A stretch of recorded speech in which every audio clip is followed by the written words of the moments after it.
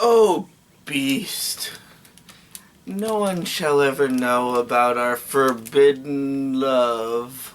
And hello there, I'm your superhero critic. I'll stay super as long as you stay awesome. And nobody saw that.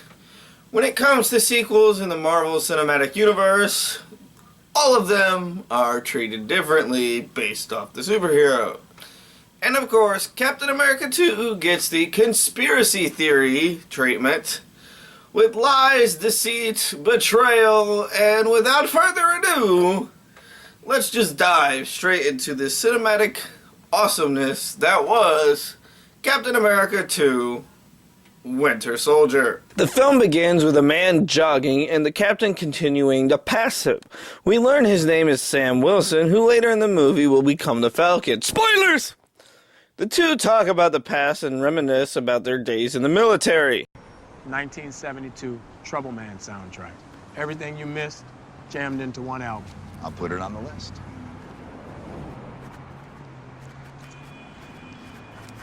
Hey! You need to rewrite your list, good sir. Star Trek should be above Star Wars. Black Widow picks up our hero and they head up to their next mission, which is a hostage situation on a boat in the middle of the ocean. Our hero is seen quickly taking down all of the terrorists one by one with no problems. As the rest of S.H.I.E.L.D. join him, Widow heads the opposite side of the ship to help find the hostages, which it doesn't take long for them to be found and rescued. On my mark. 3, 2, 1.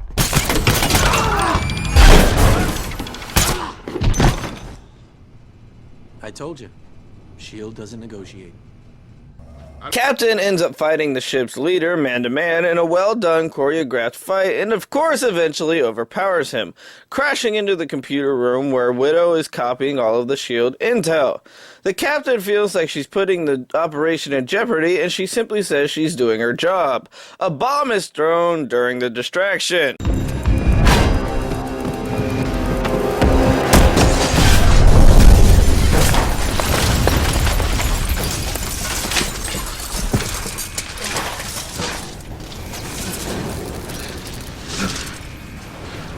Okay.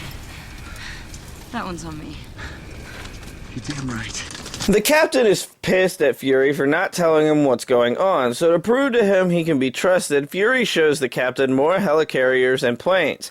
The captain thinks all of it is unnecessary, but Fury tries to show him that it's because of the aliens from the Avengers film, so Earth has a bigger defense.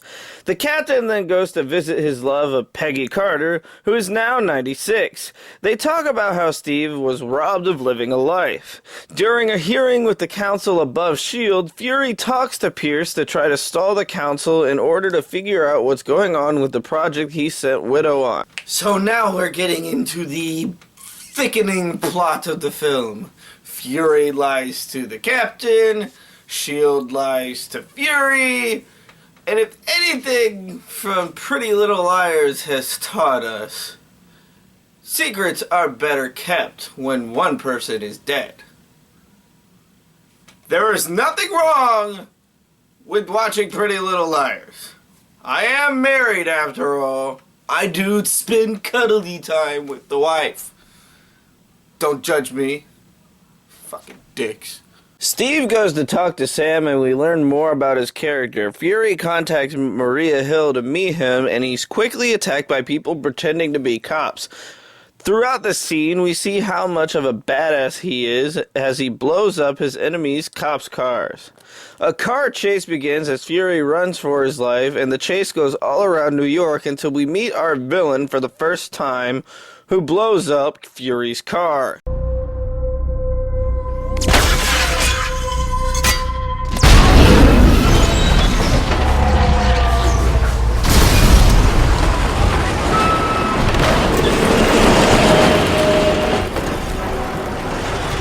Fury gets away, of course, as Steve is flirting away with his neighbor. She tells him his stereo's still on, and he climbs in the window because he feels that something suspicious is going on.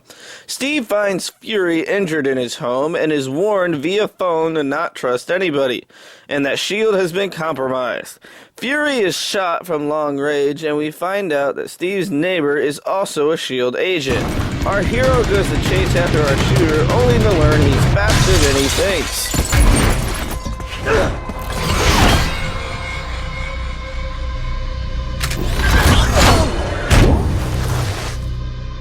I think the captain's thoughts right now is that wasn't supposed to happen. Our heroes can only watch as their mentor dies on the hospital table. Natasha, of course, is pissed off and wants to know what's going on. And we see that the hard drive has been put into a vending machine. That is the stupidest thing you could ever do with that hard drive. Are you thinking that nobody is gonna get some hubba bubba? Sorry, dude, but this plan is just stupid! At S.H.I.E.L.D., Pierce talks to Steve about Fury supposedly being a double agent and having double motives. Steve, of course, doesn't believe a word of it. As the captain goes to leave S.H.I.E.L.D., the elevator slowly fills up with a bunch of S.H.I.E.L.D. agents who, of course, try to attack him. After he takes them all down, more S.H.I.E.L.D. agents go to infiltrate him, so he does what only the captain can, which is bursting through the elevator. S.H.I.E.L.D. uses its ship as one last effort to stop the captain, but also fail.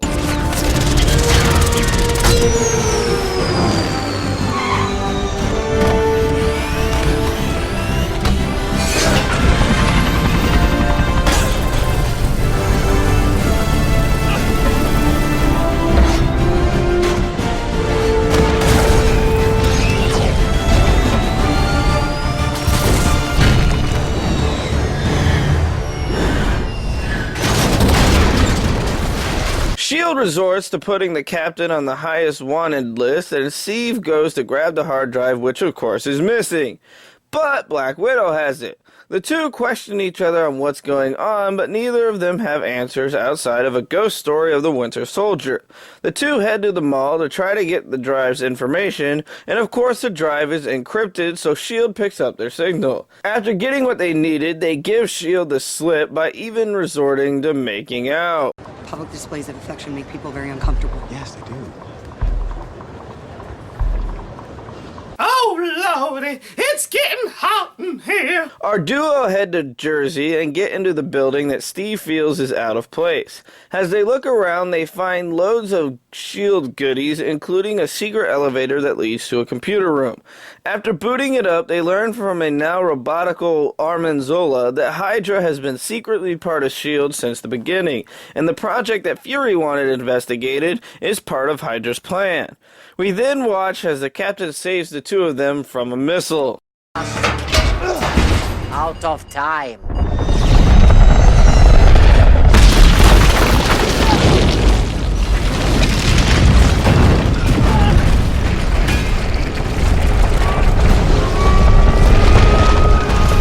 The Winter Soldier goes to visit Pierce, and Pierce tells him he wants our heroes dead. Our duo heads to Sam's to try to lay low and try to figure out how to stop S.H.I.E.L.D. Sam shows them a way that he can help. The three find Sitwell and interrogate him, and after pushing him off the roof, he spills everything, including alluding to Doctor Strange. We find out that Hydra's real plan is to kill anybody that Hydra could see as a potential threat. Our trio drive to stop Hydra, the Winter Soldier appears, and we say bye-bye to Sitwell. Hydra wastes no time in taking out our heroes as we see our heroes escape the car crash only to begin a gun war in the streets. One by one, the Hydra members are taken down. Widow tries to take on the soldier herself and doesn't get very far. As she's running away, she's actually shot in the process. The captain steps in and goes toe-to-toe with the soldier, and after a lengthy and epic fight that goes back and forth, our hero makes a startling discovery.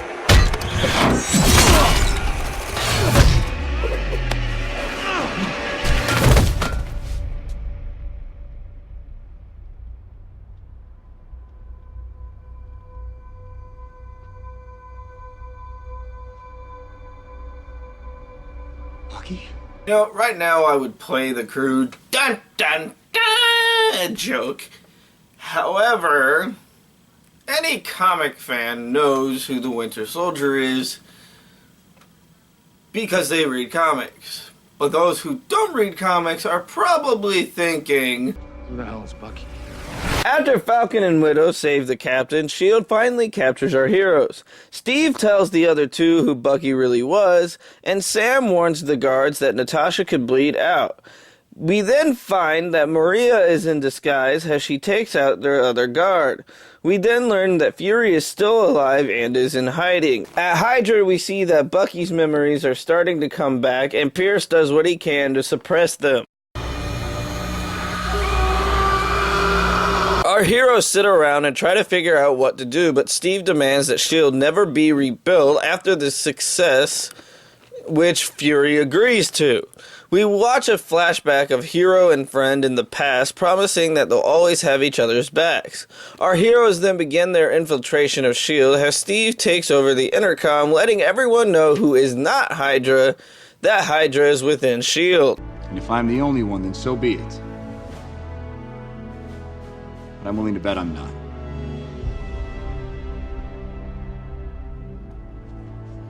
Did you write that down first? Or was it off the top of your head? As Hydra fights S.H.I.E.L.D. throughout the building, the High Council is taken captive and the helicarriers are launched anyway.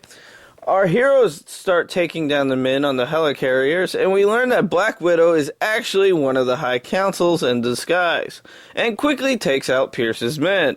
The Captain and Falcon manage to get 2 of the 3 chips switched out, but unfortunately the Winter Soldier joins the party. After Fury and Pierce talk about betrayal, Fury forces Pierce to open the files up. Eyes open.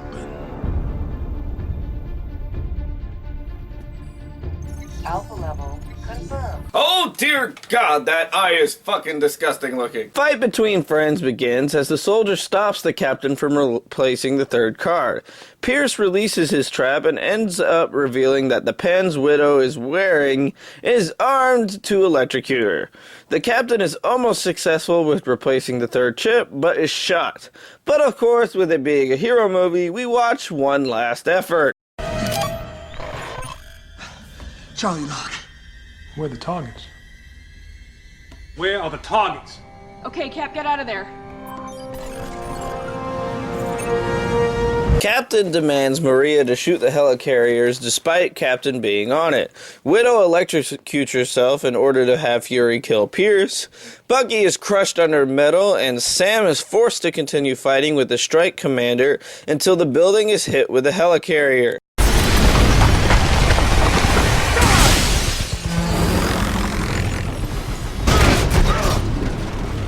41st floor! The movie goes emotional as our hero does everything he can to convince Bucky who he is, and as our hero is knocked unconscious underwater, we see a depressed Bucky pull him out of the water and disappear.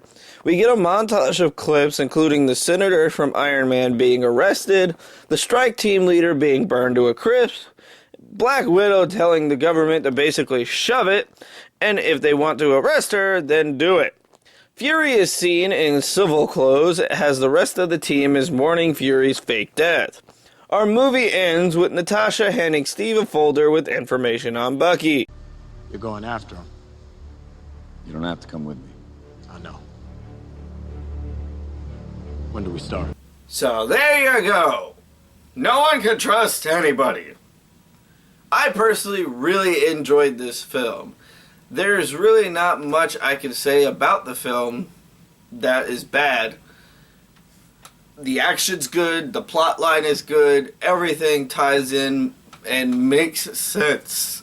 It's one of the few sequels that was actually enjoyable. But join me next week where I take a look at some sequels that are less enjoyable. I'm your superhero critic. I'll stay super as long as you stay awesome.